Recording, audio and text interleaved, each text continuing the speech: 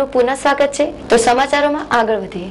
અમીરગઢ તાલુકાના કંસારા ગામના રૂપાભાઈ સોનાભાઈ ચૌહાણ ઉંમર વર્ષ 30 પોતાના ભાઈ વેનાભાઈ સોનાભાઈ ચૌહાણ સાથે મજૂરીનું કામ કરી ગઈકાલે સાંજે સાથે જમતા હતા। તે દરમિયાન અચાનક બંને વચ્ચે જમવા બાબતે બોલાચાલી થતા વેનાભાઈએ પોતાના મોટા ભાઈ રૂપાભાઈને કુહાડીના ઘા ઝીંકી દેતા રૂપાભાઈને પાલનપુર સિવિલમાં દાખલ કરવામાં આવ્યા હતા, જ્યાં તેઓ સારવાર હેઠળ છે।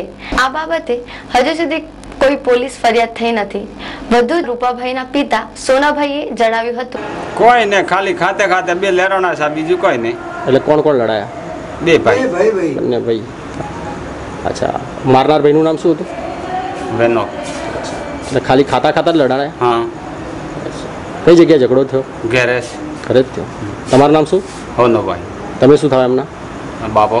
પાલનપુરની મીરાગેટ મુખ્ય શાળાના વિદ્યાર્થીઓએ આજે સ્કૂલની શિક્ષિકાઓ પાલનપુરની સિટી પોલીસ સ્ટેશને ગુનો કર્યા પછી કેદીઓની શું હાલત થાય છે, તેમનું જીવન કેવી રીતે ખરાબ થાય છે અને પોલીસ ગુનેગારો બાબતે કેવી કાર્યવાહી કરે છે તે વિશેની સમજ આપવામાં આવી હતી તથા પોલીસ સ્ટેશનમાં કેદ થયેલા ગુનેગારોની ગુન્હો કર્યા પછી કેવી દુઃખદ હાલત થાય છે। વિદ્યાર્થીઓની પોલીસ સ્ટેશનની આ મુલાકાતનો આશય એ હતો કે નાના કુમાળા બાળકો બચપનથી જ જે જુએ, શીખે, સમજે તેની સારી ખરાબ સ્મૃતિ જીવનભર તેમના માનસ પર રહી જતી હોવાથી ગુનો કર્યો પછી જીવન ખરાબ થાય છે, જેથી ગુનાહિત પ્રવૃત્તિથી હંમેશા દૂર રહેવું।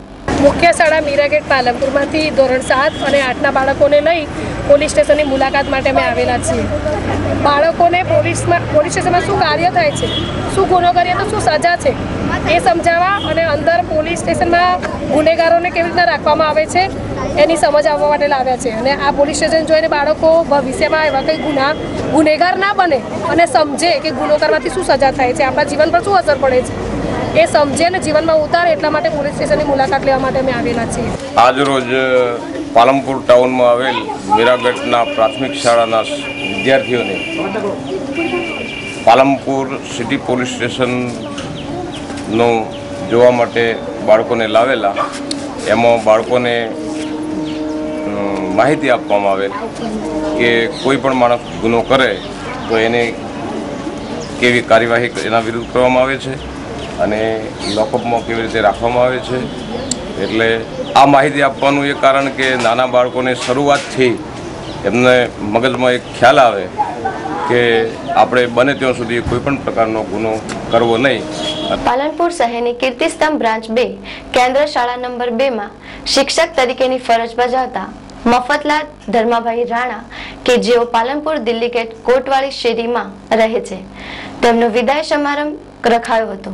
તારીખ 31/10/2000ના રોજ નિવૃત્તિ થનારા આ ખંતીલા શિક્ષકને વિદાય આપવા શાળાના શિક્ષકગણ હાજર રહ્યો હતો। પાલનપુર તાલુકાની અલગ શાળાઓમાં છેલ્લા 33 વર્ષ સુધીની સેવા અપાવ્યા દરમિયાન પોતાના થયેલા કડવા મીઠા અનુભવો મફતલાલે જણાવ્યા હતા। કોટવાળી શેરી દિલ્હી ગેટમાં રહું છું। મેં 4 જગ્યાએ સર્વિસ કરી છે, મેં નિષ્ઠાપૂર્વક કરી છે। 1978થી 30/10/2011 સુધી મેં મારી નિષ્ઠાપૂર્વક છેલ્લા 33 વર્ષથી સર્વિસ કરી છે અને સારા બાળકો તૈયાર કર્યા છે। પાલનપુર સિવિલ હોસ્પિટલમાં કમ્પાઉન્ડમાં મલેરિયાનું જાહેરાતનું બોર્ડ છે, જેને થોડાક સમયમાં પહેલા કોઈ વાહન ચાલકે ટક્કર મારતા ભયજનક હાલતમાં છે। આ જ બોર્ડમાં લાઇટિંગ પાસે પસાર થતી વીજ વાયરો પણ ખુલ્લા પડેલા છે, જે આ બોર્ડની બાજુમાં આવેલા સિવિલના બગીચાના દરવાજા પાસે જ હોવાથી કોઈ વખત આ વાયરોને ભૂલથી અડી જતા કોઈ વ્યક્તિનો ગંભીર અકસ્માત થવાની ભીતિ છે। તે ઉપરાંત પાલનપુર સિવિલની સર્જની હોસ્પિટલ બહાર જ આવેલા ઇલેક્ટ્રિકલ વાયરોના થાંભલાના હેવી વીજ વાયરો લીલા વૃક્ષોથી પસાર થતા હોવાને લીધે કોઈ વાર આ વૃક્ષોને અડકીને બેસતા વ્યક્તિને કરંટ ઉતરી અકસ્માત થઈ શકે છે। ઉપરાંત મોટા વૃક્ષો નીચેથી પણ વીજ વાયરો પણ પસાર થતા હોવાથી આ વૃક્ષોના મોટા ડાળા કોઈ વખતે વાવાઝોડું કે જોરથી પવન ફૂંકાવાને લીધે તૂટી પડતા આ વાયરો તૂટી જવાની ભીતિ હેલી છે, જે બાબતે વહેલામાં વહેલી તકે યોગ્ય પગલાં લેવાય તે જરૂરી છે। ન્યૂઝ બુલેટિન પૂરું કરતા પહેલા મુખ્ય સમાચારો ફરી એકવાર। થરાદના માગરોળ ગામે પ્રાથમિક શાળામાં ફર્શ બનાવતી શિક્ષિકાનું અકસ્માતમાં કરુણ મોત.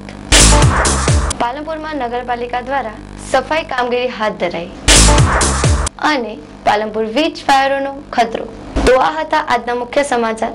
વધુ સમાચારો સાથે મળીશું. નમસ્કાર.